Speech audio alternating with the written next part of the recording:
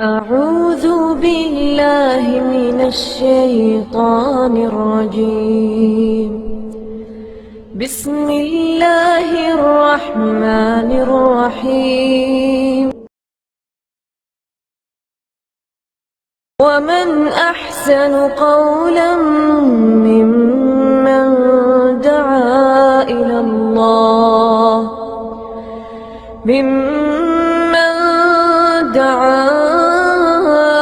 الله وعمل صالحا وقال إنني من المسلمين.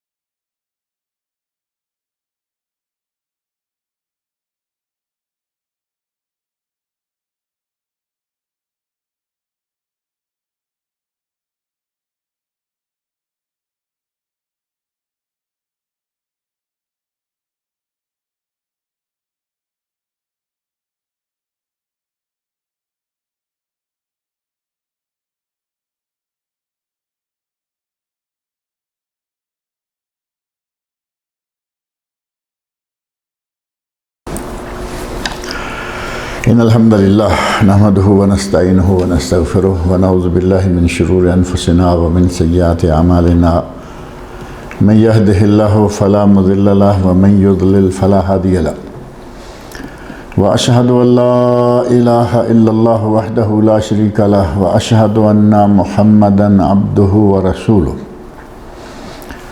أما بعد فإن خير الحديث كتاب الله وخير الهدي هدي محمد صلى الله عليه وسلم وشر الأمور محدثاتها وكل محدثة بدعة وكل بدعة ضلالة وكل ضلالة في النار. رب اشرح لي صدري ويسر لي أمري واحلل عقدة من لساني يفقهوا قولي. رب اعوذ بک من همزات الشیاطین واعوذ بک رب ان یحضرون. اعوذ باللہ السمیع العلیم من الشیطان الرجیم. کذبت ثمود المرسلین اذ قال لهم اخوهم صالح الا تتقون. اذ قال لهم اخوهم صالح الا تتقون انی لکم رسول امین فاتقوا اللہ واطیعون وما أسألكم عليه من أجر إن أجري إلا على رب العالمين.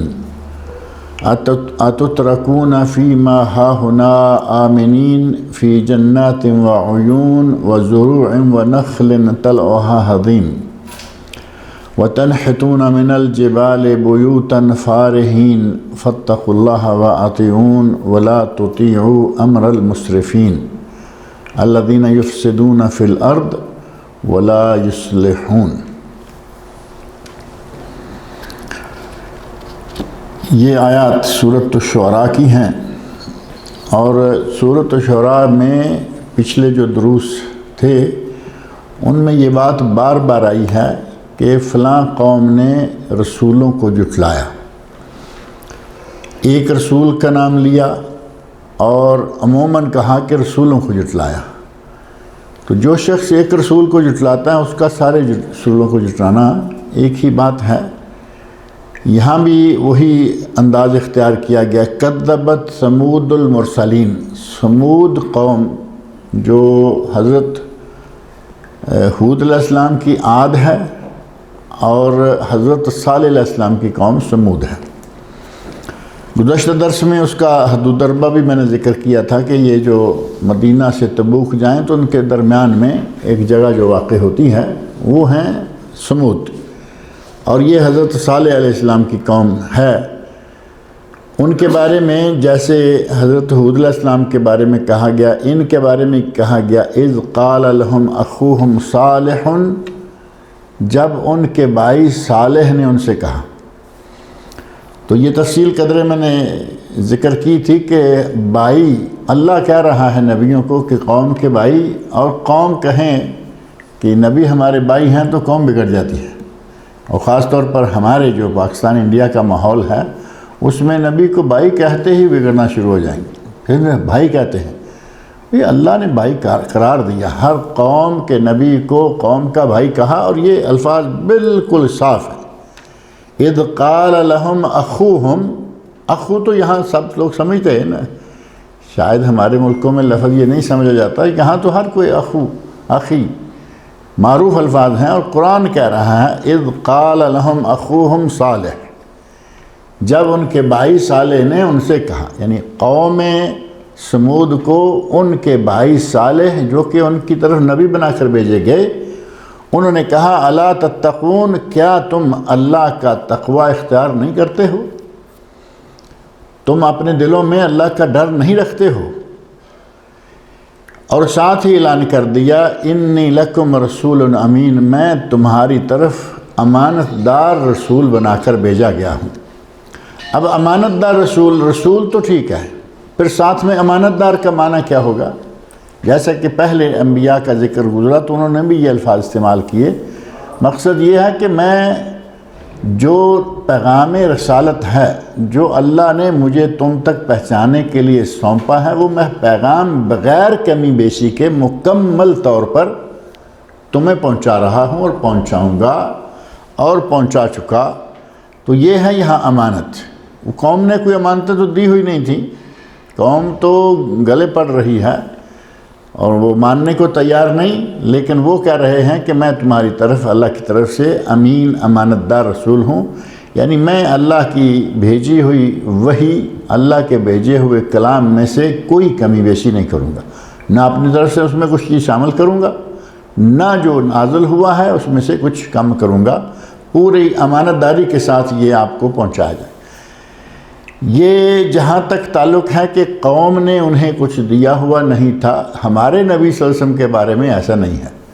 ہمارے نبی صلی اللہ علیہ وسلم نے جو پہلے 40 سال گزارے مکہ میں، قوم نے اپنی امانتیں بھی دی ہوئی تھی، پیسے رکھے ہوئے تھے، دیگر چیزیں رکھی ہوئی تھیں، اور انہیں معلوم تھا کہ ہمارا سب سے سیف بینک اگر کوئی ہے، یہ ہمارے بینک تو سود خور ہے نا، سیف ترین اور بغیر وداؤٹ اینی انٹرسٹ جو بہترین محفوظ بینک ہے ہمارا، وہ ہے محمد رسول اللہ صلی اللہ علیہ وسلم۔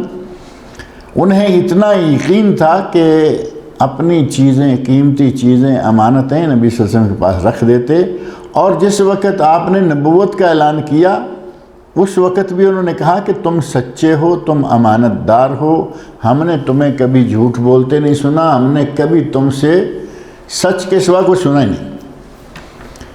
یہ سارا اعلان ان کی زبانی کروانے کے بعد آپ نے کہا کہ میں اللہ کا نبی ہوں، تو بگڑ گئے، نبی نہیں مانا، لیکن امانتوں کا معاملہ یقین رکھا کہ امانت دار ہیں۔ اور اس کا ثبوت ہجرت کا واقعہ ہے کہ ہجرت کی جب اللہ رب العزت نے نبی صلی اللہ علیہ وسلم کو اجازت دی، کیونکہ آپ انتظار میں ہیں کہ مجھے اجازت ملے تو میں مکہ چھوڑوں گا، آپ نے صحابہ کو کہا حبشہ چلے جاؤ، چلے گئے، کوئی غلط فہمی کی وجہ سے ان کو واپس آنا پڑ گیا، پتہ چلا کہ مکہ کے سارے لوگ مسلمان ہو گئے ہیں، قریش مسلمان ہو گئے ہیں، وہ واپس آ گئے کہ اب مسلمان ہو گئے تو ہمیں کیا رہنے کی ضرورت ہے، لیکن وہ مس انڈرسٹینڈنگ تھی، کسی غلط فہمی کی وجہ سے واپس آئے، اور یہاں آ کے دیکھا کہ یہاں تو وہی بازار گرم ہے، ظلم اور زیادتیاں، اور تو پھر دوبارہ چلے گئے۔ پہلے تھوڑے لوگ گئے تھے حبشہ کی طرف، پھر زیادہ لوگ چلے گئے، تو حبشہ کی طرف 2 مرتبہ ہجرت ہوئی۔ اس کے بعد انہیں مدینہ منورہ جانے کی نبی صلی اللہ علیہ وسلم نے اجازت دے دی۔ آپ نے فرمایا کہ میں نے دیکھا ہے خواب میں کہ ہمارے لیے دوسرا مقام جو بنا ہے وہ ہے ایسی جگہ کہ جہاں کھجوریں بہت ہیں، اور میں سمجھا کہ شاید وہ یمامہ ہے، اول وہلتن میں سمجھا کہ یمامہ ہے، لیکن وہ یمامہ نہیں، وہ طیبہ ہے، طیبہ ہے، طابہ ہے، مدینہ منورہ ہے۔ آپ نے صحابہ کو حکم عام دے دیا، اذن عام دے دیا، اجازت دے دی کہ جو یہاں سے نکلنا چاہتا ہے، جیسے جیسے نکلنا چاہتا ہے نکل جائے۔ صحابہ کرام نے ہجرت کرنا شروع کر دیا۔ بڑے زبردست قسم کے واقعات ہیں ہجرت کے۔ حضرت عمر فاروق کا ہجرت کرنا، پوری جرت اور دلیری سے اعلان کیا کہ میں ہجرت کرنے جا رہا ہوں۔ صحابہ کوئی رات کو، کوئی دن کو، کوئی آنکھ بچا کے، کچھ چھپتے چھپاتے نکلا۔ عمر فاروق نے تلوار گلے میں لٹکائی میان تلوار کا گلے میں لٹکایا، کھلے کھلے جیسے آدمی کہتا ہے نا کہ آؤ مجھے کوئی روک کے دکھاؤ، اور اپنے الفاظ میں یہ اعلان بھی کر دیا، من اراد ان یتم ولدہ، جو چاہے کہ آج اپنی اولاد کو یتیم کرے، ومن اراد ان یرمل زوجتہ، جو چاہے کہ آج اپنی بیوی کو بیوہ کروائے، ومن اراد ان تثقل امہ، اور جو چاہے کہ آج اس کی ماں اسے گم پائے، فلیلقنی وراء الوادی، میں یہ جا رہا ہوں، آؤ مجھے آ کے روک کے دکھاؤ۔ اتنی جرت صحابہ کرام میں سے یہ حضرت عمر فاروق رضی اللہ عنہ کا ہی کمال تھا، کھل کھلا کے اعلان کیا، کسی کو جرت نہیں، مکہ والوں کو ایسے جیسے سانپ سونگھ گیا ہے، سب خاموش، اور وہ للکارتے ہوئے نکل گئے۔ مختلف شکلوں میں ایک ایک دو فیملی پرسنلی ایک نکلتے گئے۔ حضرت ابوبکر صدیق رضی اللہ عنہ بار بار نبی صلی اللہ علیہ وسلم سے اشارہ کنایا میں خواہش کر رہے ہیں کہ مجھے نکلنے کا موقع دیا جائے، تو نبی صلی اللہ علیہ وسلم فرماتے ہیں علی رسلک ابو بکر تھوڑا انتظار کرو، شاید تمہیں اللہ میرا ساتھی بنا دے، یعنی مجھے اگر اجازت مل گئی تو میں جاؤں گا تو دونوں جائیں گے۔ اب یہ سننا تھا، ابو بکر صدیق کے بارے نیارے ہو گئے، خوش ہو گئے کہ میں نبی صلی اللہ علیہ وسلم کے ساتھ ہوں گا تو اور کیا چاہیے۔ 2 سواریاں لیں، ان کو تیار کیا، ان کا چارہ دانہ یہ وہ کہ ہم نے کہ ان کے ساتھ نکلنا ہے، اور نبی صلی اللہ علیہ وسلم کو جب بتایا کہ میں نے 2 سواریاں خریدی ہیں، ان میں سے یہ ایک جو ہے یہ آپ کے لیے ہے، تو آپ نے فرمایا کہ میں پیسے دوں گا، یعنی سواری فری میں نہیں، میں پیسے دوں گا، سواری لے لوں گا۔ اور بالآخر وہ وقت آ گیا کہ جب روانہ ہونا ہے، روانگی کے وقت نبی صلی اللہ علیہ وسلم نے حضرت علی رضی اللہ عنہ کو حکم دیا کہ ہم آج رات نکل جائیں گے، تم آج رات میری چارپائی پہ سونا۔ اور حضرت علی کو گھر میں سلا کر خود چلے جانے کا کیا معنی تھا، یہ ہے جو میں اصل جگہ بیان کرنا چاہتا ہوں کہ نبی صلی اللہ علیہ وسلم کے پاس 13 سال نبوت کا اعلان کر رہے ہیں، شرک کا رد کر رہے ہیں، بتوں کا رد کر رہے ہیں، کافر مشرکین یہ بات نہیں مان رہے، خلاف ورزیاں کر رہے ہیں، ہر طرح کی اذیتیں دے رہے ہیں، لیکن امانتیں آپ کے گھر میں ہیں، امانتیں پھر بھی آپ کے گھر میں رکھی، وہ کوئی خطرہ نہیں۔ اور نبی صلی اللہ علیہ وسلم نے حضرت علی رضی اللہ عنہ کو یہ حکم دیا کہ تم یہ امانتیں لوگوں کی واپس کر کے پھر آ جانا۔ اتنا یقین، اتنا اعتماد نبی اکرم صلی اللہ علیہ وسلم کی ذات گرامی پر تھا کہ تم امانتیں واپس کر کے، یعنی 13 سال نبوت کا اعلان ہو چکا، تب بھی امانتیں ابھی رکھتے ہیں، لیتے ہیں، لے جاتے ہیں۔ پتہ ہے کہ وہ بات الگ ہے، امانت میں، صداقت میں کوئی شک نہیں۔ حضرت علی رضی اللہ عنہ، پتہ نہیں میں نے یہاں ذکر کیا کہ کہیں دوسری جگہ، حضرت علی رضی اللہ عنہ کہتے ہیں کہ میں نے نبی صلی اللہ علیہ وسلم فرمایا کہ میری یہ چادر لے کے سو جانا، لَن يَخْلُصَ إِلَيْكَ شَيْءٌ، تمہیں کوئی چیز نقصان پہنچنے والی تم تک نہیں پہنچے گی۔ یہ الفاظ آپ نے کہہ کے حضرت علی رضی اللہ عنہ کو کہا کہ تم سو جانا۔ اب نبی صلی اللہ علیہ وسلم یہ کہیں کہ تمہیں کوئی تکلیف نہیں ہوگی، کوئی اذیت نہیں پہنچ جائے گا، کوئی چیز تم تک نہیں آئے گی، اور پھر کوئی میں اور آپ اور ہمارا آدمی نہیں تھا کہ کہے کو کوئی آ نہ جائے۔ حضرت علی رضی اللہ عنہ ایمان یقین کا پہاڑ، وہ بھی کہتے ہیں کہ مجھے کبھی اتنی پیاری گہری میٹھی نیند نہیں آئی جتنی اس رات آئی۔ مجھے 100% یقین ہے کہ میں گھر میں تو خطرے میں ہو سکتا ہوں، آج کوئی خطرہ نہیں۔ مجھے نبی صلی اللہ علیہ وسلم یہ میں بشارت دے کے گئے ہیں کہ فَإِنَّهُ لَن يَخْلُصَ عَلَيْكَ شَيْءٌ، تمہاری طرف کوئی چیز نہیں آئے گی۔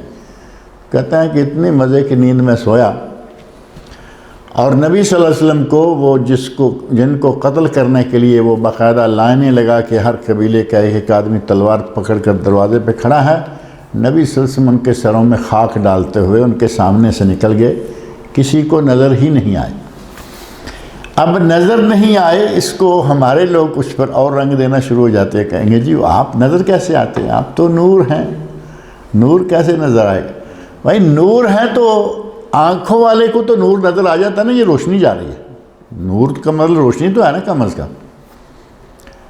بات وہ نہیں تھی، اللہ رب العزت نے آپ کو وہاں سے صحیح سلامت نکالنا تھا۔ اللہ رب العزت کے حکم سے وَجَعَلْنَا مِن بَيْنِ أَيْدِيهِمْ صَدًّا وَمِنْ خَلْفِهِمْ صَدًّا، سورہ یاسین کے شروع میں یہ الفاظ ہیں کہ ہم نے ان مشرکوں کے آگے اور پیچھے دیوار بنا دی، درمیان میں سے نبی صلی اللہ علیہ وسلم نکل گئے، دیوار کے باہر وہ کیسے دیکھیں گے؟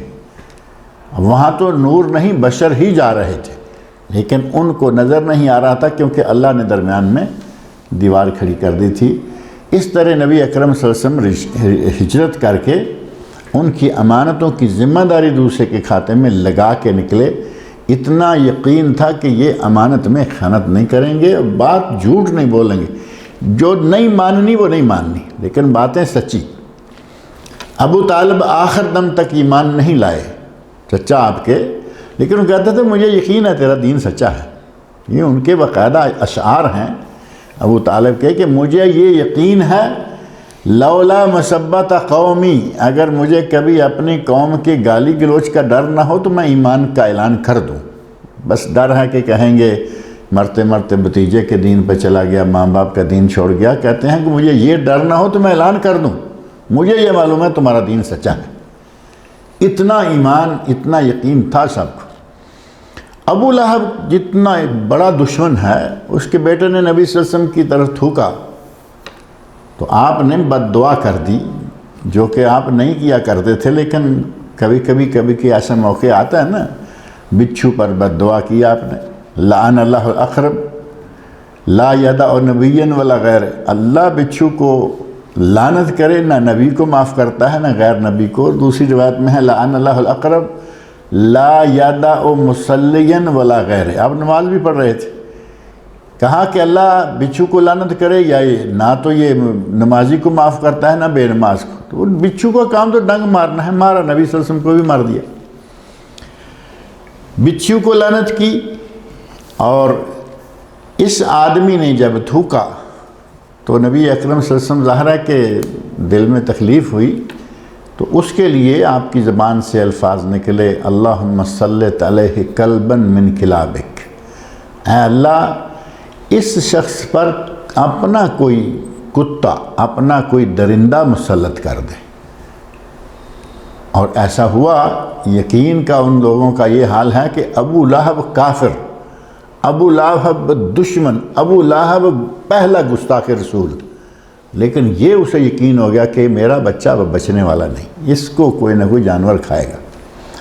شام کے سفر میں ساتھ لے کے نکلا، راستے میں جہاں پڑاؤ ڈالا جنگل میں، وہاں کہا میرے بیٹے کے لیے اسپیشل 3 اس نے کیا کہتے ہیں سیکورٹی لائنز، 3 ڈیفنس لائنز قائم کی۔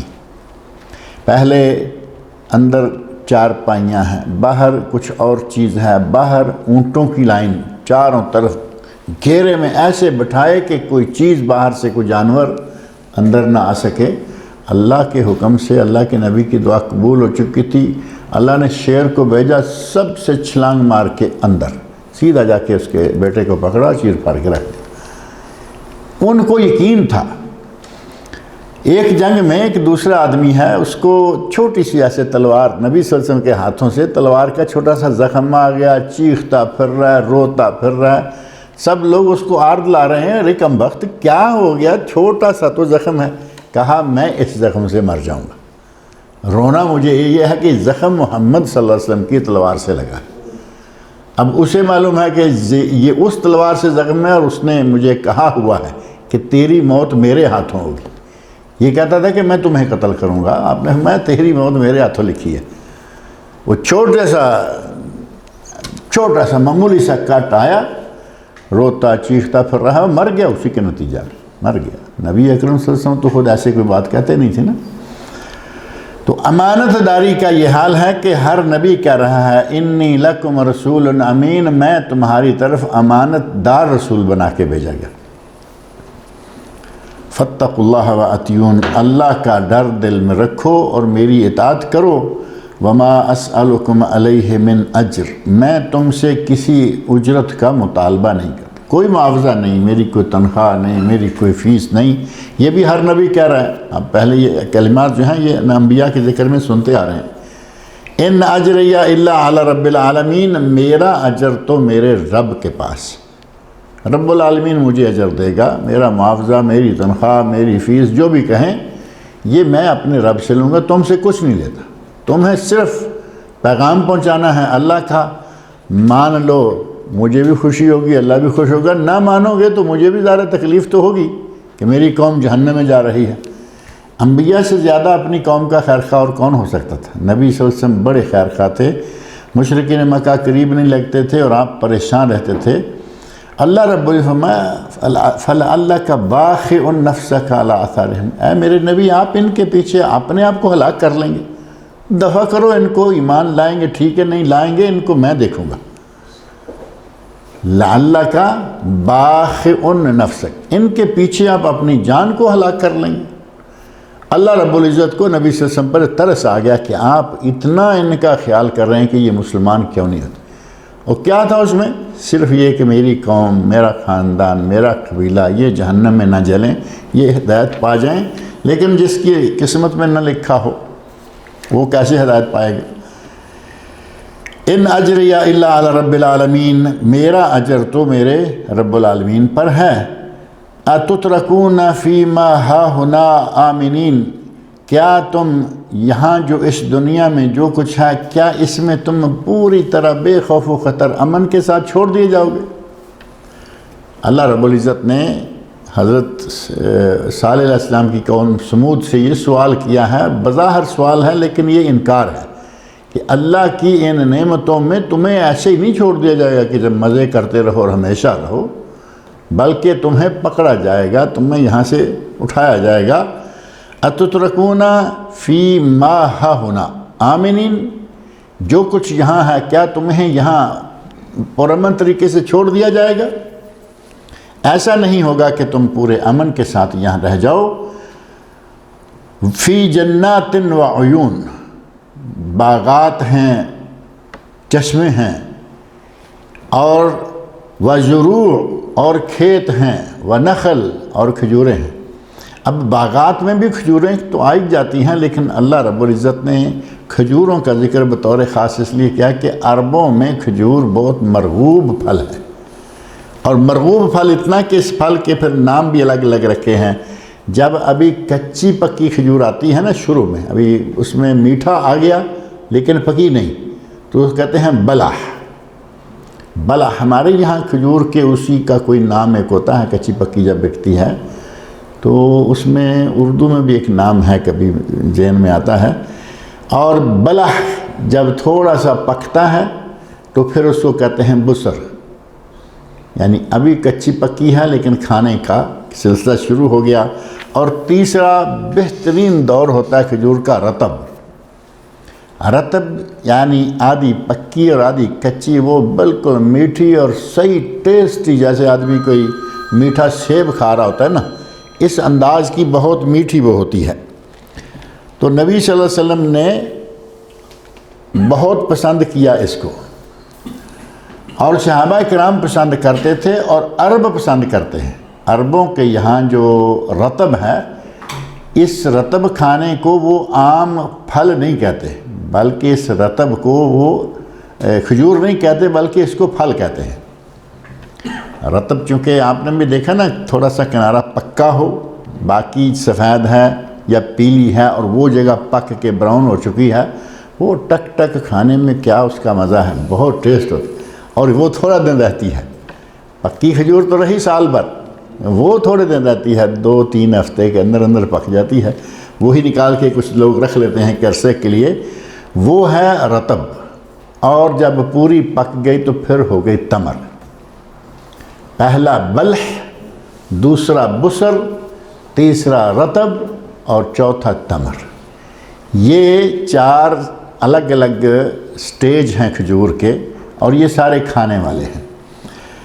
اللہ رب العزت نے فرمایا کہ ان کے پاس باغات ہیں، ان کے پاس چشمے ہیں، اور ان کے پاس کھیت ہیں، ونخل، اور کھجوریں ہیں۔ کیا ان سب چیزوں میں اللہ تمہیں امن کے ساتھ چھوڑ دے گا؟ یعنی ایسا نہیں ہوگا کہ تم اللہ کی ذات پہ ایمان بھی نہیں لاؤ اور امن کے ساتھ یہاں بیٹھے رہو، تمہیں اللہ رب العزت پکڑے گا بھی۔ طلعها حظیم، فرمایا کہ وہ کھجوریں جن کے شگوفے بڑے نرم و نازک ہوتے ہیں، جب شروع میں اس کا شگوفہ نکلتا نا کھجور کا، وہ آپ نے دیکھا ہی ہوگا کہ صدیقی صاحب تو میرے خیال بہت قریب سے جانتے ہیں کھجوروں کو، وہ جب شروع میں نکلتا ہے نا خوشہ اس کا سٹا سا، وہ سفید پیلا کلر ہوتا ہے اس کا، وہ بڑا نرم و نازک ہوتا ہے، جس میں بعد میں پھر کھجوریں لگتی ہیں۔ تو اللہ رب العزت فرما رہے ہیں کہ وہ شگوفے جو کہ بڑے نرم و نازک ہیں، تم ان شگوفوں میں، ان کھیتوں میں، ان چشموں میں اور ان کھجوروں میں اسی طرح ایسے چھوڑ دیے جاؤ گے، تمہیں کوئی پوچھنے والا نہیں ہوگا۔ وَتَنْحِتُونَ مِنَ الْجِبَالِ بُيُوتًا فَارِحِينَ، اور تم بڑے پرتکلف مکانات بناتے ہو پہاڑوں کے اندر۔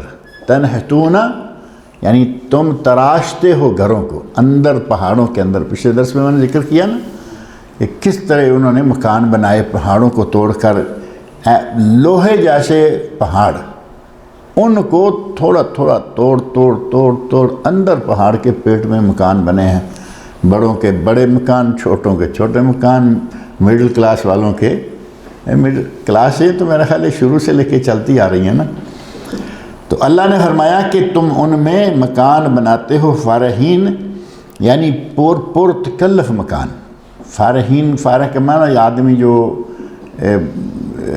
حد، جس کو طبقہ اشرافیہ ہمارے یہاں پاکستان میں آج کل کہا جا رہا ہے، طبقہ اشرافیہ، وہی جو مڈل کلاس سے اوپر بڑی اہم نیک مالدار کلاس ہوتی ہے، اور مالدار کلاس کے اوپر کچھ لوگ اسپیشل ہوتے ہیں جن کو آپ ملٹی ملینئر کہیں یا کچھ بھی نام دیں، جن پہ نہ کوئی قانون اتنا اثر کرتا ہے ہمارے ملکوں میں، نہ قانون اتنا اثر کرتا ہے، نہ نظام کی پرواہ ہوتی ہے، آج جیل میں، کل باہر، پرسوں جیل میں، اس کے بعد ایسے لگتا ہے کہ نہ ان کو جیل کا کوئی مسئلہ ہے نہ باہر کا کوئی مسئلہ۔ وہ طبقہ اشرافیہ ہے۔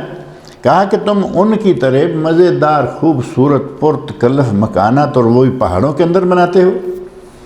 فاتقوا اللہ واطیعون، اللہ کا تقوی اختیار کرو اور میری اطاعت کرو۔ ولا تطیعوا امر المسرفین، اور بے باک جو حد سے گزر جانے والے ہیں۔ مسرفین، اسراف کا معنی حد سے گزر جانا۔ ان لوگوں کی پیروی نہ کرو جو کہ حد سے گزر جانے والے ہیں۔ الذین یفسدون فی الارض، جو کہ زمین میں فساد پھیلا رہے ہیں، ولا یصلحون، اور اصلاح نہیں کر رہے۔ کل جمعہ کا موضوع آپ کے علم میں ہے کہ وہی تھا، جو لوگ تھے دنیا میں فساد اور بگاڑ پیدا کرنے والے لوگ جو ہیں وہ بہت ہیں، اور ان لوگوں کو یہ اعتراف نہیں ہے کہ ہم بگاڑ پیدا کر رہے ہیں، بلکہ وہ کہتے ہیں انما نحن مصلحون۔ یہ قرآن کے شروع میں آیت نمبر 11-12 سورۃ البقرہ، وَإِذَا قِيلَ لَهُمْ لَا تُفْسِدُوا فِي الْأَرْضِ قَالُوا إِنَّمَا نَحْنُ مُصْلِحُونَ أَلَا إِنَّهُمْ هُمُ الْمُفْسِدُونَ وَلَكِنْ لَا يَشْعُرُونَ۔ اللہ نے کہا نہیں، خبردار، یہ فساد والے، یہ بگاڑ کرنے والے ہیں، لیکن یہ شعور نہیں رکھتے۔ تو انبیاء کرام نے یہ دعوت دی جب انہیں کہا کہ فساد پیدا نہ کرو زمین میں، بلکہ تم اصلاح کرو، تم فساد پیدا کرتے ہو، اصلاح نہیں کرتے۔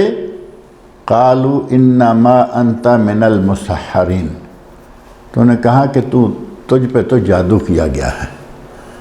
یعنی نبیوں کو جب دیکھا کہ وہ اپنی دعوت پہنچانے میں مخلص ہیں، پکے ہیں، پیچھے ہٹنے کو تیار نہیں ہے، تو انہوں نے کہا کہ تو ان لوگوں میں سے جن پہ جادو کیا گیا ہے، یعنی تو اس وقت اسیب زدہ ہے، اسیب کے سائے میں تم جو باتیں کر رہے ہو، ظاہر ہے کہ وہ یہ چاہ رہے ہیں کہ ہم اس کو سننے کے لیے تیار نہیں۔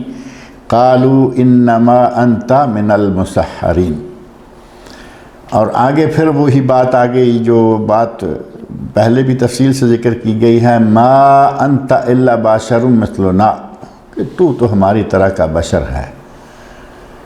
یعنی پہلے نبیوں کی قومیں کہہ رہی ہیں کہ تو ہماری طرح کا بشر ہے، تمہیں نبی کیسے مان لیں؟ اور ہمارے لوگ کہتے ہیں کہ یہ تو نبی ہیں، انہیں بشر کیسے مان لیں۔ بالکل معاملہ جو ہے اس زمانے سے الٹا کے ان لوگوں نے رکھ دیا کہ وہ جن کے اندر نبی پیدا ہوتے رہے، پلتے رہے، بڑھتے رہے، نبوت کا اعلان کیا، وہ کہتے ہیں تم تو بشر ہو، اور ہمارے لوگ کہتے ہیں کہ لو جی وہ کیسے ہو، آپ تو نبی ہیں، وہ بشر کیسے ہیں۔ فَأْتِ بِآیَةٍ إِن كُنْتَ مِنَ الصَّادِقِينَ، اگر تم سچے ہو تو پھر کوئی نشانی، کوئی معجزہ دکھاؤ۔ اللہ رب العزت نے حضرت صالح علیہ السلام کے لیے معجزہ بھیج دیا، اور جو مطالبہ انہوں نے کیا تھا وہی اللہ نے دے دیا، جس کی تفصیل انشاءاللہ اگلے ہفتے پڑھیں گے۔ اور وہ معجزہ تھا کہ کہتے ہیں ہمارے سامنے پہاڑ سے اونٹنی نکل کے آئے۔ یہ پہاڑ ہے، کوئی چیز یہاں نہیں ہے، اس کے اندر سے اونٹنی چلتی ہوئی باہر نکل کے آ جائے، اور اللہ کے حکم سے وہ آ گئی۔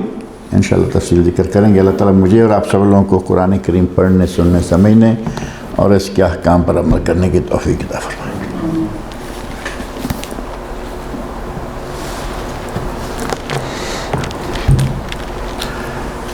ان الحمد للہ والصلاة والسلام علی رسول اللہ وعلی آلہ وصحبہ اجمعین ومن تبعہم بإحسان الی یوم الدین۔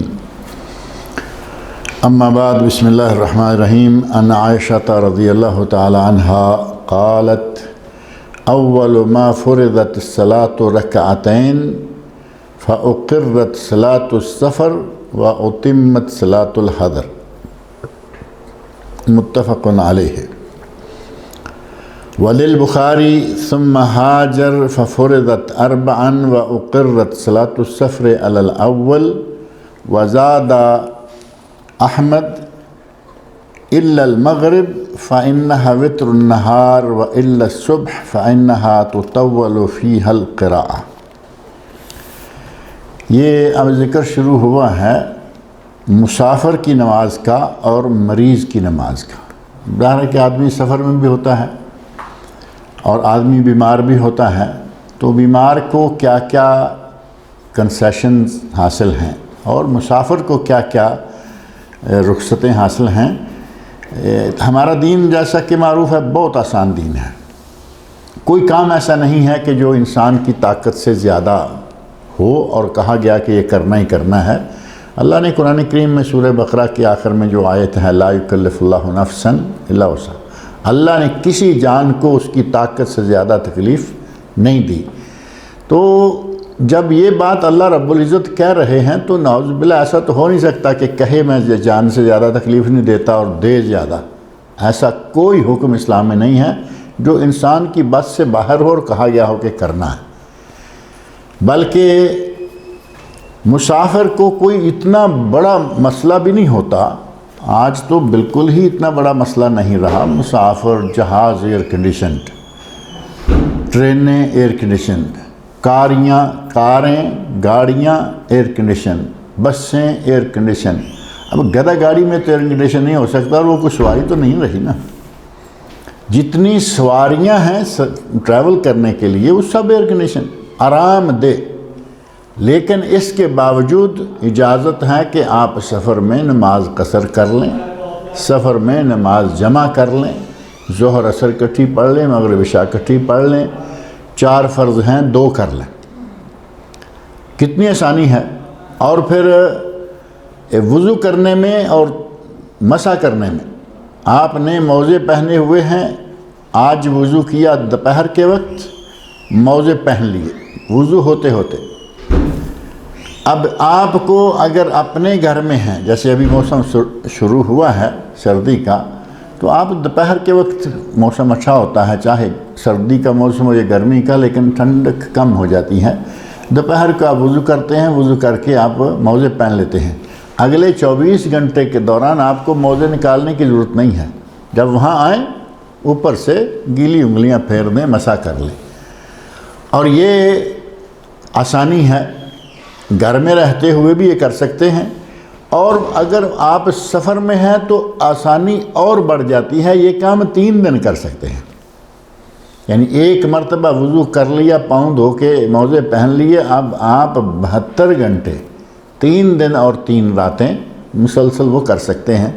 تو یہ مسافر کے لیے آسانیاں مریض کے لیے آسانیاں کہ مریض آدمی ہے، اللہ کے نبی نے فرمایا صلی قائما، کھڑے ہو کر نماز پڑھو، فَإِن لَّمْ يَسْتَطِعْ فَقَاعِدًا، اگر آپ کھڑے ہو کر نماز نہیں پڑھ سکتے تو بیٹھ کے پڑھو، وَإِن لَّمْ يَسْتَطِعْ فَعَلَى جَنب، اگر تم بیٹھ کر بھی ایسے سیدھے نماز نہیں پڑھ سکتے تو پہلو پہ لیٹ کے پڑھو، وَإِن لَّمْ يَسْتَطِعْ فَأَوْمِئْ إِيمَاءً، اگر آپ لیٹے ہوئے بھی نماز کی کیفیت اختیار نہیں کر سکتے، فَأَوْمِئْ إِيمَاءً، اپنی آنکھ کے اشارے سے پڑھو کہ میں اب رکوع میں ہوں، میں اب سجدے میں ہوں، میں اب جلسے میں ہوں، میں کہاں ہوں۔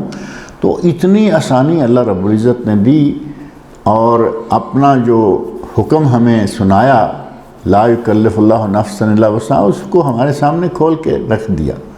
نبی اکرم صلی اللہ علیہ وسلم کے ذریعے وہ ہمیں آسانیاں ساری مہیا فرما دیں، حج میں آسانیاں، نماز میں آسانیاں، روزے میں آسانیاں، روزہ ہے مسافر ہے نہ رکھے، مریض ہے نہ رکھے، جتنے چھوڑے گا بعد میں فعدۃ من ایام اخر، رمضان کے بعد جتنے روزے چھوٹے ہیں وہ بعد میں پورے کر لے، اور یہ شرط نہیں ہے کہ گرمیوں کے چھوٹے ہیں تو گرمیوں میں پورے کرنے ہیں، یہ بھی اللہ رب العزت کا احسان ہے۔ گرمیوں کے چھوٹے ہیں سردیوں میں آ کے رکھ لیں، بس گنتی پوری کرنی ہے، کتنی آسانیاں ہیں۔ تو مسافر کی نماز میں اور مریض کی نماز میں اللہ نے بہت زیادہ آسانیاں کر رکھی ہیں۔ یہ حدیث جو کہ پہلی ابھی میں نے پڑھی ہے، یہ ام المومنین حضرت عائشہ رضی اللہ عنہا کی حدیث ہے، کہتی ہیں اول ما فرضت الصلاۃ رکعتین، شروع میں جب نماز فرض ہوئی تو ہر نماز کی دو دو رکعتیں تھیں، دو دو رکعتیں تھیں، ظہر کی 2 ہیں، عصر کی 2 ہیں، عشاء کی 2 ہیں، فجر کی ہوتی ابھی تک بھی 2 ہیں۔ تو فرمایا صحیح بخاری اور مسلم میں یہ ہے فَأُقِرَّتْ صَلَاةُ السَّفَرِ، سفر میں تو یہ 2 ہی رہیں، وَأُتِمَّتْ صَلَاةُ الْحَضَرِ، اور جو مقامی لوگ ہیں گھروں میں رہ رہے ہیں ان کی نماز مکمل کر دی گئی، بلکہ 2 کی 4 کر دی گئی۔ پہلے 2 تھی مسافر کے لیے تو وہی رہنے دی، لیکن جو مقیم ہے اس کی مکمل کر دی گئی، یعنی 2 کی بجائے 4 رکعتیں کر دی۔ یہ صحیح بخاری اور صحیح مسلم کے الفاظ ہیں، جبکہ صحیح بخاری میں حضرت عائشہ رضی اللہ عنہ کی یہ حدیث بھی ہے ثم ہاجر، یہ پہلا سلسلہ نماز کا ہے مکہ کا۔ اب کہہ رہی ہیں کہ اس کے بعد نبی صلی اللہ علیہ وسلم نے ہجرت کی، مکہ سے مدینہ تشریف لے گئے، فَفُرِضَتْ أَرْبَعًا، تو وہاں 4 رکعتیں فرض کر دی گئیں، یعنی پہلے 2 تھیں، مدینہ منورہ میں جاتے ہی 4 فرض کر دی گئیں۔ وَأُقِرَّتْ صَلَاةُ السَّفْرِ عَلَى الْأَوَّلِ، لیکن سفر کی نماز پہلے کی طرح رہی، یعنی سفر کی نماز 2 رکعتیں ہی رہی۔ اور مسند امام احمد میں حضرت عائشہ رضی اللہ عنہ کی حدیث میں یہ الفاظ بھی ہیں الا المغرب، یعنی مغرب کی نماز جو ہے وہ نہ 2 ہے نہ 4 ہے، بلکہ وہ 3 ہے۔ فَإِنَّهَا وِتْرُ النَّهَارِ، کہ یہ تو دن کا وطر ہے، یعنی 3 رکعتیں، رات کو بھی وطر ہے نا، 3 رکعتیں، 1 رکعت، 5 رکعتیں، 7 رکعتیں، 9 رکعتیں، 11 رکعتیں، وہ رات کا وطر ہے، اور نماز مغرب جو ہے یہ دن کا وطر ہے، یعنی یہ 3 ہیں، یہ 3 ہی رہیں اور 3 ہی رہیں گی۔ وَإِلَّا الصُّبْحِ، اور فجر کی نماز، فَإِنَّهَا تُطَوَّلُ فِيهَا الْقِرَاءَ، فجر کی نماز بھی رکعتیں 2 ہی رہیں، لیکن ان میں قرأت لمبی کی جاتی ہے، لہذا 2 ہی رہنے دی۔ فجر میں عموماً آپ دیکھیں گے کہ وہ جو بالکل تھوڑا قرآن جانتے ہیں وہ بھی اگر جماعت کرائیں گے تو فجر کی نماز میں تھوڑا سا لمبا پڑھیں گے، اور جو مستقل امام ہیں مساجد کے وہ جتنا بھی زیادہ پڑھ سکتے ہیں وہ پڑھتے ہیں، جتنا کہ لوگوں کے حساب سے بھی رہے، یہ بھی نہیں کہ لوگ سونا شروع ہو جائیں پیچھے، کھڑے کھڑے سنتے سنتے اکتا جائیں، لیکن عموماً فجر کی نماز جو ہے سب نمازوں سے زیادہ لمبی تلاوت والی ہوتی ہے، اس لیے اس کی 2 ہی رکعتیں رہنے دی۔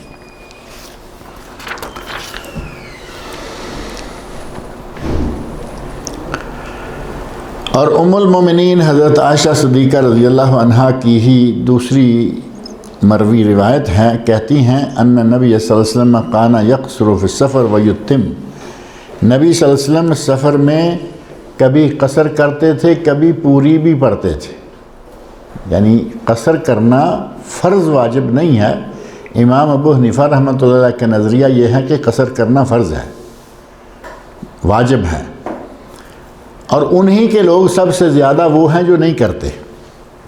امام صاحب کہہ رہے ہیں کہ واجب ہے، باقی سارے کہتے ہیں کہ نہیں، رخصت ہے، رخصت ہے، قصر کر لے، پوری پڑھ لے، پوری پڑھ لے۔ نبی صلی اللہ علیہ وسلم قصر بھی کرتے رہے، پوری بھی پڑھتے رہے۔ امام ابو حنیفہ رحمۃ اللہ علیہ کہتے ہیں کہ نہیں، یہ قصر کرنا واجب ہے، لیکن جو ان کی پارٹی ہے وہ امام صاحب کی بات بھی اس سلسلے میں ماننے کو تیار نہیں ہے۔ وہ کہتے ہیں یہ کیا ہوا، سفر میں آسانی ہے، سفر میں یہ ہے، سفر میں وہ ہے، ہم قصر کیوں کریں گے، دو نمازوں کو جمع کیوں کریں گے، وہ بالکل بات ہی ختم کر دیتے ہیں۔ جبکہ نبی اکرم صلی اللہ علیہ وسلم کا عمل حضرت عائشہ رضی اللہ عنہ یہ بتا رہی ہیں، اور حدیث بھی سند کے اعتبار سے صحیح ہے، سنن دارقطنی میں ہے، اور اس کے راوی سارے جو ہیں وہ ثقہ ہیں، اور یہ سنن کبریٰ بیہقی میں بھی ہے، جو اس حدیث کی تائید کرنے والا ایک صحیح سند سے ثابت ہے، اور اسی طرح سنن نسائی میں بھی ہے۔ یعنی ان ساری روایات اسناد کو جمع کر کے کہا گیا کہ یہ حدیث صحیح ہے، اس میں جو کوئی علت ذکر کی ہے حافظ ابن حجر اسقلانی رحمۃ اللہ علیہ نے، وہ اس سے رفع ہو جاتی ہے۔ تو اس صحیح حدیث کی روح سے ان نبی صلی اللہ علیہ وسلم کانا یقصر فی السفر ویتم، سفر میں آپ کبھی پوری پڑھتے، کبھی قصر کر لیتے، دونوں طرح جائز۔ البتہ یہ کہا جا سکتا ہے کہ جس کے لیے قصر میں آسانی لگتی ہے اس کی قصر افضل ہے، جسے پوری پڑھنی آسان لگتی ہے اس کے لیے پوری افضل ہے۔ اصل رخصت ہے کہ سفر میں آپ قصر کر سکتے ہیں، رخصت ہو گئی۔ اور ایک حدیث میں آتا ہے کہ جو آدمی، آگے وہ حدیث سے آ رہی ہے اگلی ہی، کہ جو آدمی اللہ کی دی ہوئی رخصت پر عمل کرتا ہے تو اللہ اس کو خوشی سے دیکھتا ہے۔ اللہ جس طرح چاہتا ہے کہ میں نے جو کام فرض کیے ہیں وہ ادا کریں، اسی طرح اللہ یہ بھی چاہتا ہے کہ جو میں نے رخصت دی ہیں ان کو بھی یہ حاصل کریں۔ اب ظاہر ہے کہ ایک آدمی کو رخصت دی جائے اور وہ کہے کہ نہیں جی میں تو نہیں لیتا، رخصت نہیں لیتا، مجھے تو ڈیوٹی کرنی ہے۔ ڈیوٹی والے کو کہا جائے کہ چھٹی کر لو، تمہاری تنخواہ بھی ملے گی، چھٹی ریسٹ کر لو، وہ کہنے میں کروں گا، تو جس جو چھٹی دے رہا ہے اس کو اچھا تو نہیں لگے گا نا کہ میں چھٹی دے رہا ہوں، یہ کروں گا، ٹھیک ہے بھائی کرو۔ یہی معاملہ ہے اس کا کہ آدمی اگر اللہ نے رخصت دی، رسول اللہ صلی اللہ علیہ وسلم نے رخصت دی، تو اس رخصت کو لے لیں، قبول کریں۔ اب اگر قبول نہیں کرتا کہ نہیں نبی صلی اللہ علیہ وسلم نے کبھی پڑھی ہے کبھی نہیں پڑھی، تو وہ بھی اس طرح کر لے۔ اب یہ کہ میں کبھی نہیں پڑھوں گا تو یہ صحیح عمل نہیں ہے۔ حضرت عائشہ رضی اللہ عنہ سے کچھ محفوظ الفاظ کہتے ہیں، یہ ہیں کہ یہ ان کا اپنا عمل تھا کہ وہ سفر میں کبھی قصر کرتی تھیں اور کبھی قصر نہیں کرتی تھیں۔ حضرت عبداللہ بن عمر رضی اللہ تعالیٰ عنہ بیان کرتے ہیں کہ نبی صلی اللہ علیہ وسلم نے ارشاد فرمایا، ان اللہ یحب ان تؤتی رخصہ، اللہ اس بات کو پسند کرتا ہے کہ اس کی رخصتوں کو قبول کیا جائے، یعنی جن چیزوں میں اللہ رخصت دے ان رخصتوں کو قبول کیا جائے۔ کما یکرہ ان تؤتی معصیتہ، جس طرح اللہ کو یہ پسند ہے یہ بات ناپسند ہے، جس طرح اللہ کو یہ بات ناپسند ہے کہ کوئی اس کی نافرمانی کرے، اسی طرح اللہ کو یہ بھی پسند ہے کہ اس کی دی ہوئی رخصتوں کو قبول کرے۔ یعنی نافرمانی اللہ کو ناپسند ہوئی نا، اب اگر اللہ کی دی ہوئی رخصت کو قبول نہیں کرتا تو کیا وہ پسند ہوگی؟ وہ بھی ناپسند ہوگی۔ جس طرح ان اللہ یحب، اللہ تعالیٰ پسند کرتا ہے ان تؤتی رخصہ، کہ اس کی رخصتوں کو اختیار کیا جائے، کما یکرہ، جس طرح کہ اللہ ناپسند کرتا ہے ان تؤتی معصیتہ، کہ اس کی معصیت اور نافرمانی کی جائے۔ گویا کہ معصیت نافرمانی جس طرح اللہ کو ناپسند ہے، اسی طرح رخصتوں کو قبول نہ کرنا، یہ وہی میں نے مثال دی ہے کہ آدمی کو کہا جائے کہ جاؤ تمہیں آج چھٹی ہے، اور وہ کہے کہ نہیں میں نہیں جاتا، تو وہ ظاہر ہے کہ چھٹی دینے والا تو ناپسند کرے گا نا یہ حرکت۔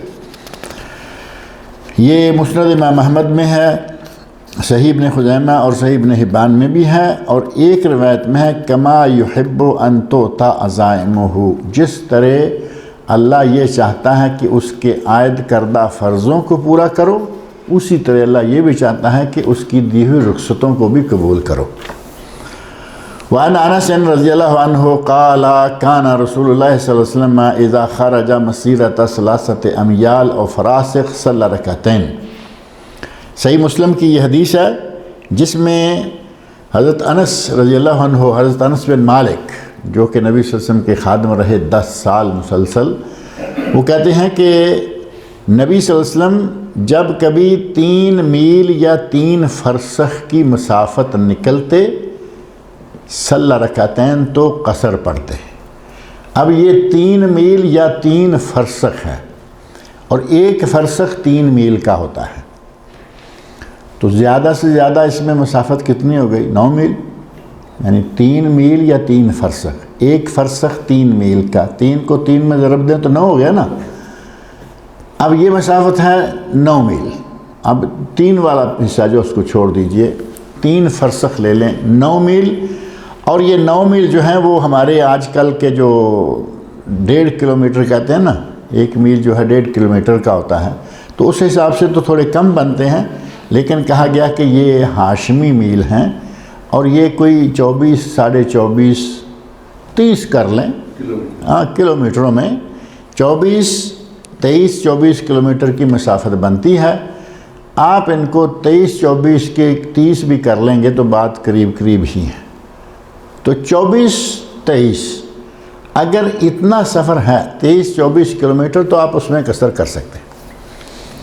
لیکن ایک غلط فہمی ہمارے یہاں یہ ہوتی ہے کہ ہم گھر سے نکلیں تو 23 نہ ہو، بلکہ شہر سے نکلیں تو 24۔ اب گھر جو ہے وہ مثال کے طور پر الاسکان جو ہے، اسکان الخبر جہاں سید ہلال صاحب کا بھی گھر ہے، یہ وہاں سے نکلیں تو ان کا تو میرا خیال ہے کہ یہ ہاف مون جو ہے، ہاف مون خبر کا ہے، ہاف مون خبر کا 50 55 56 کلومیٹر سفر ہے، تو ان کی تو ہاف مون میں جا کے پھر ہو جاتی ہے۔ ایسا نہیں، ہاف مون کا ایریا چھوڑے، یہ بقیق کا جہاں سے ایریا شروع ہوگا وہاں سے آپ نے کلومیٹر شروع کرنے ہیں، 23 یا 24 کلومیٹر۔ اسی طرح اس طرف آ جائیں، اسکان سے لے کے دمام پہنچنے سے پہلے 24 کلومیٹر مکمل ہو جائیں گے، تو اپنے شہر کے اندر پھر تو نہیں۔ ریاض 50 کلومیٹر کے اندر پھیلا ہوا ہے، ایک طرف سے کم و بیش 50 کلومیٹر ہے، تو اس کا معنی یہ ہوا کہ ایک محلے سے اٹھ کے دوسرے محلے میں جا کے آپ قصر کریں گے؟ نہیں، سفر تب شروع ہوگا جب آپ اپنے شہر کی میونسپلٹی کی حدود کو چھوڑ دیں گے پیچھے۔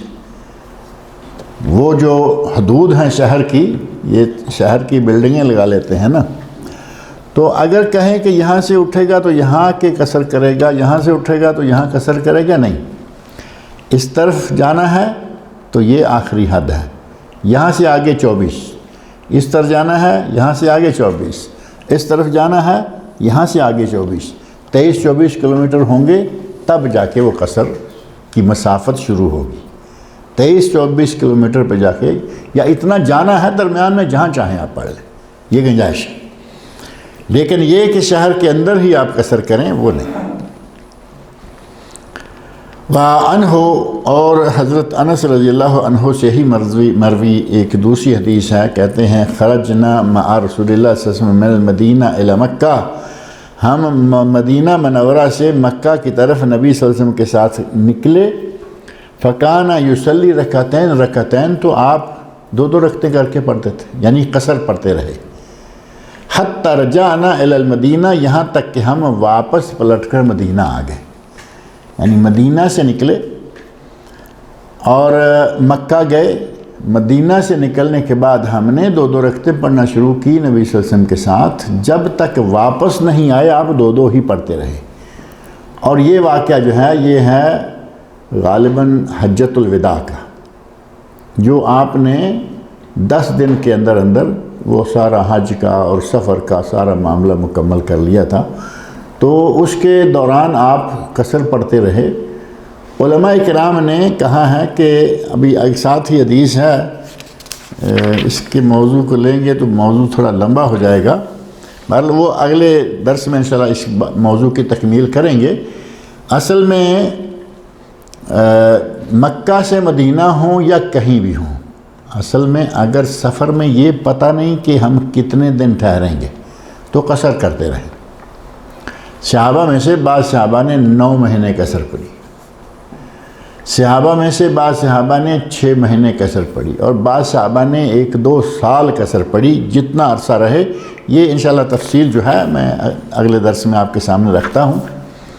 تو یہ سفر وہ تھا جس میں یہ معلوم نہیں کہ ہم کل یہاں ہیں یا مسافر ہوں گے، یعنی پکا نہیں کہ کس دن نکلیں گے۔ جیسے مجاہدین کا سلسلہ ہوتا ہے کہ پتہ نہیں جہاد کب تک چلے گا، کل جنگ ختم ہو گئی، نہیں ختم ہوئی، جنگ مہینہ لگی رہی، کبھی کبھی جنگیں بڑا لمبا عرصہ لگی رہتی۔ اب یہ دیکھو ہمارے سعودیہ اور یمن کی جو جنگ چل رہی ہے، کتنا عرصہ ہو گیا ہے۔ کئی ایسی جنگیں ہیں کہ وہ 1 دن 2 دن 4 دن 10 دن جنگ ختم۔ اگر مجاہد ہے اس کے لیے کوئی پتہ نہیں کہ کتنا وقت لگے گا مجھے گھر سے باہر اس بارڈر پہ، وہ قصر کرے، جتنا عرصہ بھی چلتا ہے قصر کرے۔ مسافر ہے، اس کے راستے میں کوئی رکاوٹ آ گئی، یہ نہیں پتہ کہ رکاوٹ کب ہٹے گی۔ جب تک نہیں ہٹتی، ایک صحابہ کا ہی جماعت جو ہے وہ گئی، برف باری ہو گئی، برف باری نے راستہ بند کر دیا، تو وہ راستہ کھلے گا تو یہ جائیں گے، اور راستہ کھلنے میں کتنا عرصہ لگ گیا، کئی مہینے لگ گئے۔ قصر نماز پڑھتے رہے تو جائز ہے، کوئی حرج نہیں ہے۔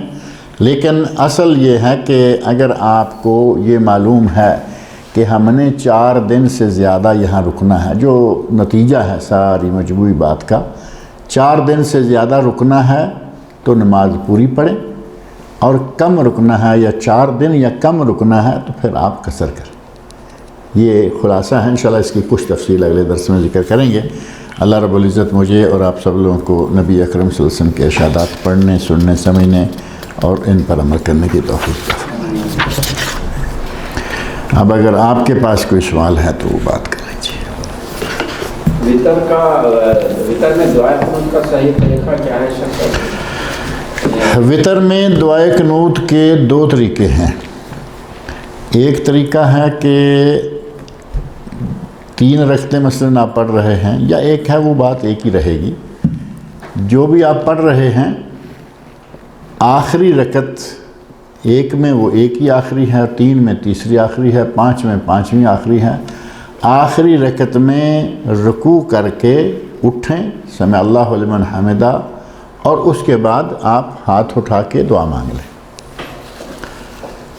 یہ جائز ہے، اور اس کے جائز ہونے کی دلیل جو ہے وہ دعائیں یا وہ نمازیں ہیں جن میں نبی صلی اللہ علیہ وسلم نے 1 مہینہ بھر تقریباً 5 نمازوں میں دعائے قنوت پڑھی، اور اس کا نام تو قنوت نازلہ ہے، یعنی کوئی نازلہ، قنوت نازلہ یعنی جو کسی مصیبت کے وقت پڑھی جاتی ہے۔ 1-2 خاندانوں کے خلاف آپ نے بد دعائیں کی جنہوں نے صحابہ کرام قتل و غارت کی، اور جیسے مثال کے طور پر یہ پچھلے دنوں میں، بلکہ ابھی تک شاید سلسلہ وہ جاری ہے، کشمیر پر جو ہندو ظلم کر رہے ہیں، اب کشمیر کے لوگ دعائے قنوت پڑھیں، قنوت نازلہ۔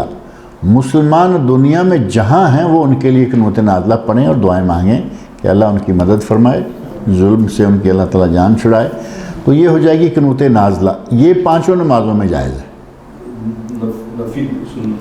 نہیں فرض نمازوں، 5 فرض نمازوں میں یہ پڑھی جا سکتی ہے۔ لیکن قنوت نازلہ، جہاں تک تعلق قنوت وطر کا، تو وہ صرف وطر میں، وہ کسی دوسری نماز میں نہیں ہے، وہ وطر میں ہے، اور شافعیہ کے نزدیک فجر میں بھی ہے۔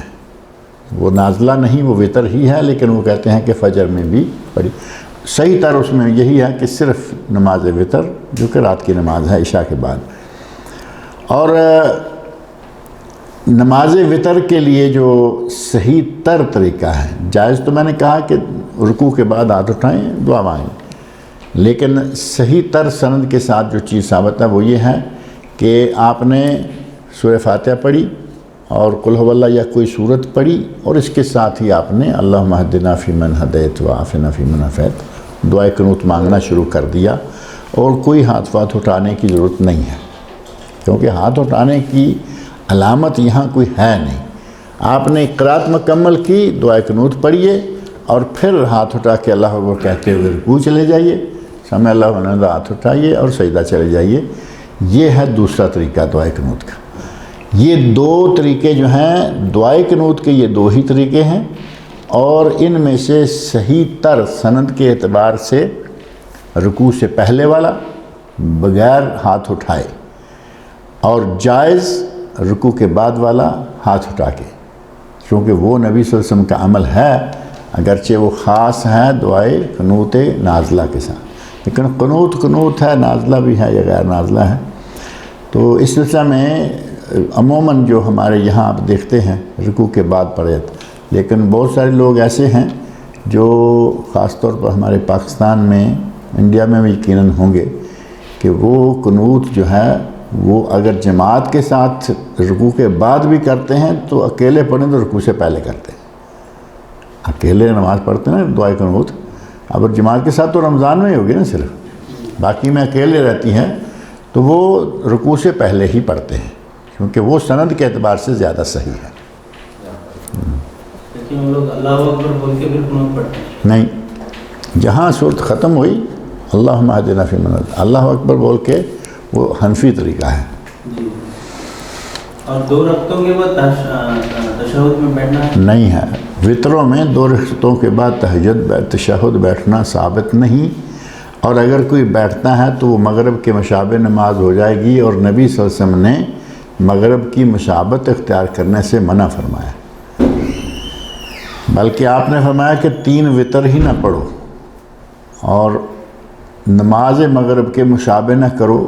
علماء کرام نے ان 2 لفظوں میں تطبیق یا جمع یوں کیا ہے کہ اگر اتحیات بیٹھنا ہے 2 کے بعد تو پھر 3 وطر مت پڑھو، اور اگر مسلسل 3 رکعتیں پڑھنی ہیں تو پڑھ لو، کیونکہ وہ مغرب کے مشابہ نہیں رہے گی، وہ ایک الگ طریقہ شمار ہوگا، وہ جائز ہے. پڑھتے ہیں 2 کے بعد سلام ایک، ہاں جائز ہے، جائز ہی نہیں بلکہ افضل ہے. افضل یا کم از کم صحیح تر یہ ہے کہ 2 کے بعد سلام پھیریں اور پھر اٹھ کے 1 پڑھیں. یہاں سعودی عرب میں تو سارے وہی پڑھتے ہیں. یہاں کبھی کبھی 3 اکٹھے پڑھتے ہیں، لیکن وہ 3 مسلسل پڑھتے ہیں، درمیان میں اتحیات نہیں بیٹھتے. پاکستان میں 2 پڑھ کے اتحیات بیٹھتے ہیں، سلام پھیرے بغیر اٹھ کے وطروں کو مغرب کے مشابہ کر کے نبی صلی اللہ علیہ وسلم کے ارشاد کی سراسر نافرمانی کرتے ہیں اور ڈٹ کے کرتے ہیں. وہ بھی وطر کی یہ پڑھتے ہیں، ہاں وہ جو وطر کی ہے دعا. میں یہی تو کہہ رہا ہوں کہ دعا تو وطر کی ہی مانگتے ہیں، وہ بھی دعا بھی ان کی الگ ہے، وہ اللہم انا نستعینک کا پڑھتے ہیں، وہ بھی صحیح ہے. جبکہ زیادہ صحیح اس کی سند اتنی صحیح نہیں جتنی دوسری ہے جو ہمارے لوگوں کو یاد ہی نہیں ہوتی. اللہم اہدنی فیمن ہدیت وعافنی فیمن. یہاں ساری عمر ہم گزار دیتے ہیں، سارا رمضان وہی پڑھتے رہتے ہیں، لیکن یاد نہیں کرتے. یاد وہی جو بچپن میں دماغ میں بیٹھ گئی، اللہم انا نستعینک ونستغفرک، حالانکہ اس کی سند ضعیف ہے. پڑھ لے کوئی، اگر اس کے ساتھ اس کو ملا کے پڑھ لے تو کوئی بات نہیں، لیکن اکیلی وہی پڑھ کے چھوڑ دے تو وہ صحیح نہیں ہے. اس کی بجائے صحیح سند والی یہ ہے اللہم اہدنی، یہ پڑھنی چاہیے. اور اگر 3 پڑھیں تو پھر درمیان میں اتحیات بیٹھنا ثابت نہیں ہے. نبی صلی اللہ علیہ وسلم نے مغرب کی نماز کے مشابہ کرنے سے وطروں کو منع کیا ہے کہ وطروں کو مغرب کی نماز کے مشابہ نہ کر دو. جب اتحیات بیٹھیں گے تو مشابہ ہو جائیں گے. بیچ میں بیٹھے ہوئے ہم بولو کر شروع ہو جاتے ہیں تو کیا کر سکتے ہیں؟ نہیں، وہ بات الگ ہے. آپ مسجد وہ دیکھیں جہاں نماز صحیح سنت کے مطابق پڑھی جاتی ہے. ضروری تو نہیں ہے نا کہ محلے کے سامنے والی مسجد ہی ہو. یہاں وہ سنت کے مطابق عمل نہیں کر رہے، یہاں عمل نہیں کر رہے، یہاں نہیں کر رہے، یہاں آ کے پڑھ لیجیے. آپ کو سنت طریقہ تلاش کرنے میں تھوڑا سا ادھر ادھر جانا نہ پڑے، کوئی بات نہیں. ہاں، اگر کوئی دوسری مسجد جو بھی ہے وہ یا تو سراسر بدعتی کی مسجد ہے تو پھر آپ اس سے بہتر ہے کہ بدعتی نہیں، مشرک کی مسجد ہے، جب یہ مزاروں درباروں والی مسجد، تو اس ایسی مسجد والے کے ساتھ نماز پڑھنے کے بجائے گھر میں پڑھنا بہتر، کیونکہ ان کی اپنی نماز نہیں ہوتی. مشرک کا تو کوئی عمل قبول ہی نہیں ہے. جب مشرک کی اپنی نہیں ہوتی تو اس کے پیچھے ہماری کیا ہوگی. یہ جو آپ نے سفر میں قصر کرنا زیادہ بہتر ہے. اللہ کے نبی نے فرمایا کہ اللہ کو پسند ہے کہ رخصت کو قبول کیا جائے. لیکن پھر آپ یہ بھی بتا رہے ہیں کہ بعض حالات میں پوری بھی نماز پڑھ لیتا ہے. جائز ہے. تو وہ کن حالات؟ وہ جائز ہوگی کہ ایک آدمی سمجھتا ہے کہ میں بالکل ریلیکس ہوں, مجھے کوئی ضرورت نہیں ہے, وہ پوری پڑھ لیتا ہے, کوئی بات نہیں, پوری پڑھ لے. یعنی پوری پڑھ لینا جائز ہے اور قصر کرنا افضل ہے. پوری پڑھنے کا کوئی بیک گراؤنڈ ہے یا نہیں, کوئی بیک گراؤنڈ نہیں, چونکہ پوری اصل ہے, پوری اصل ہے اور قصر رخصت ہے. رخصت پہ عمل کرے گا افضل ہے, نہ کرے گا جائز ہے, پوری تو ہے ہی ہے نا. قنوت نازلہ کیا؟ قنوت نازلہ میں نے بتایا, آپ شاید باہر نکل گئے تھے اس وقت. قنوت نازلہ ہے کہ کبھی کوئی ناگہانی مصیبت آ جائے مسلمانوں پر, کوئی آفت آ گئی, طوفان آ گیا, کریک جو ہوا پچھلے دنوں, زمین کا بوچھال, زلزلہ آ گیا, بہت سارے لوگ, بہت ساری تباہی ہوئی, کچھ عرصے تک کے لیے لوگ بے گھر ہو گئے, یا جیسے کشمیر میں مسلمانوں پر ظلم ہو رہا ہے. اس طرح کے حالات میں ان لوگوں کے لیے دعا مانگنی ہے, اور 5 نمازوں میں ہر فرض نماز کے آخری رکعت میں رکوع کے بعد ہاتھ اٹھا کے یہ دعا مانگی جا سکتی ہے. دعا قنوت جو معروف ہے, یہ دعا قنوت وہی ہے, قنوت نازلہ, لیکن اس کے ساتھ آپ کو وہ کلمات شامل کرنے ہوں گے جو ان کی مدد کے لیے خاص ہیں. اردو میں کریں گے اپنی زبان میں, یا ویسے کلمات عربی میں موجود ہیں, بہتر تو یہ ہے نا کہ عربی میں پڑھی جائے. فرضوں میں کوشش یہ ہونی چاہیے کہ فرضوں میں اردو نہ آئے. نوافل وغیرہ پڑھیں, اس میں یہ دعا کرنا چاہیں تو اردو میں کریں, جو بھی کریں. سفر میں جماعت بنانا ضروری ہے؟ جماعت جیسے حضر میں بنانا ضروری ہے, اسی طرح سفر میں ضروری ہے. 2-4 لوگ ہیں تو جماعت سے پڑھیں, پھر اکیلے کیوں پڑھیں گے؟ جماعت کا ثواب سفر میں بھی ملے گا, حضر میں بھی ملے گا. جماعت کا ہر حال میں اکیلے سے افضل. پچھلے درس میں کچھ حدیثیں گزری تھیں کہ 2 آدمی 1 سے افضل, 3 آدمی 2 سے افضل, 4 آدمی 3 سے افضل, 5 آدمی 4 سے افضل, بڑی جماعت افضل, چھوٹی جماعت کم تر. یہ پہلے حدیث گزری پچھلے درس میں ہے. جب امام صاحب جو ہے مغرب پڑھا رہے ہیں اور ہمیں عشاء پڑھنا ہے تو ٹھیک ہے, وہ 3 پڑھ کے سلام پھیرے گا, آپ چوتھی اٹھ کے پڑھ لیجیے, وہ تو سیدھی بات ہے. لیکن اگر وہ مغرب پڑھانا چاہ رہا ہے, آپ اس کے ساتھ عشاء قصر کرنا چاہیں گے تو مشکل ہوگی. اس شکل میں یا تو اس کی 1 رکعت نکلنے دیں, جب اس کی 2 رہ جائیں گی تو شامل ہو جائیں. بعض لوگ بیٹھ جاتے ہیں, وہ صحیح نہیں, بیٹھ جانا صحیح نہیں, سلام پھیر کے چلے جانا بھی صحیح نہیں, کیونکہ امام کے ساتھ رہنا ہے. تو وہ 2 رکعتوں میں 2 تشہد ہو جائے گا, کوئی بات نہیں, اس کے کوئی فرق نہیں پڑتا. کیونکہ کبھی کبھی ایسا ہوتا ہے, میں یہاں کئی مرتبہ گن چکا ہوں کہ رکعتیں مغرب کی 3 ہیں, سفر میں نہیں, گھر میں ہوتے ہوئے 4 تشہد ہو جاتے ہیں. رکعتیں 3 ہیں, تشہد 4 ہو جائیں گے. گن دوں پھر سے, آپ مسجد میں آئے, آ کے مسجد میں امام کے ساتھ شامل ہوئے پہلے تشہد میں, آپ کی رکعت کوئی نہیں ہوئی اور تشہد 1 ہو گیا. پھر امام اٹھا, اس نے تیسری رکعت پڑھی اور پھر تشہد میں بیٹھ گیا, آپ کی رکعت 1 ہوئی, تشہد 2 ہو گئے. پھر آپ دوسری رکعت کے لیے اٹھے, دوسری رکعت مکمل کرنے کے بعد تشہد ہے, 2 رکعتیں ہو گئی, تشہد 3 ہو گئے. اور پھر آپ نے تیسری رکعت پڑھنے کے بعد پھر تشہد کرنا ہے, رکعتیں 3, تشہد 4. تو ایسے جماعت کے حوالے سے کمی بیشی ہوتی ہے تو اس میں کوئی حرج نہیں. 1 رکعت پڑھ کے تشہد ویسے بھی کیا جاتا ہے نا, مغرب میں نہیں, کسی میں بھی. اگر امام کے ساتھ 1 ہی پڑھی ہے تو پھر تشہد بیٹھنا پڑے گا, تو وہ امام کی وجہ سے ہے, ہماری وجہ سے نہیں. اللہ تعالیٰ مجھے اور آپ سب لوگوں کو نیک عمل کی توفیق عطا فرمائے.